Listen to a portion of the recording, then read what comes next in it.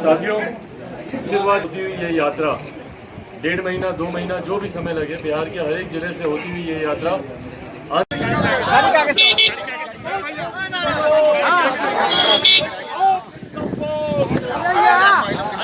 अगर एक बच्चा आपको परेशान कर सकता है तो मेरे लिए इससे बड़े गर्व की क्या बात होगी भाई। आपका जितना राजनीतिक अनुभव नहीं है उतनी तो मेरी उम्र होगी, और आज आपने सारी चीजों को एक तरफ कर आपने सिर्फ और सिर्फ टारगेट क्या किया कि कैसे चिराग पासवान को कम किया जाए। इसके लिए आपने अपने खुद के नेताओं की बलि दे दी भैया। चिराग पासवान को नीचे दिखाना आपके लिए इतना ज्यादा महत्वपूर्ण हो गया कि आपने अपने खुद के नेताओं की बलि दे दी। वो तमाम नेता जिन्होंने दिन रात मेहनत की मेरे परिवार को तोड़ने के लिए, आज मंत्रिमंडल का जब विस्तार हुआ तो सब मुंह ताकते रह गए। आरसीपी जी जाके अकेले शपथ लेकर आ गए। भाई कोटा था ना आपका, वो कोटा आपने किसको दिया? आपने दिया चिराग पासवान के परिवार को। क्यों? ताकि चिराग पासवान की हैसियत को कम किया जा सके। पर एक बात समझ ले मुख्यमंत्री नीतीश कुमार जी कि यहीं से अब इनकी उल्टी गिनती शुरू है।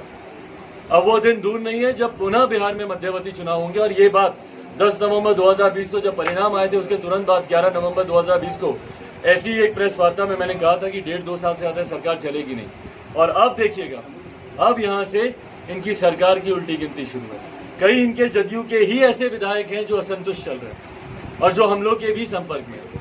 बहुत जल्द आने वाले दिनों में आप देखेंगे कि किस तरीके से न सिर्फ जनता दल यूनाइटेड में टूट होगी, बल्कि तथाकथित जो एनडीए गठबंधन वहां पर चल रहा है उसमें भी टूट होगी। और उसके बाद जैसा मैं बार बार कहता हूं कि मध्यवर्ती चुनाव बहुत जल्दी बिहार में होंगे, और हम सब कहीं ना कहीं उसी की तैयारी में भी हम लोग लगे हुए हैं। आशीर्वाद यात्रा के माध्यम से जहां एक तरफ मेरा संकल्प है कि मेरे परिवार के लोगों ने जब मुझे अब धोखा दिया तो अब बिहार की जनता के अलावा मेरे पास कोई बचा नहीं है, तो एक तरफ जहां उनसे आशीर्वाद लेना मेरी प्राथमिकता है, वहीं दूसरी तरफ अपने संगठन को कैसे मजबूत किया जाए बिना इस बात की चिंता किए हुए कि भैया अभी गठबंधन में कौन है नहीं है, कौन साथ है कौन विरोध में है, मैं किसके साथ हूँ नहीं हूँ, बिना इस बात की चिंता किए हुए, क्योंकि समय फिर से कम है।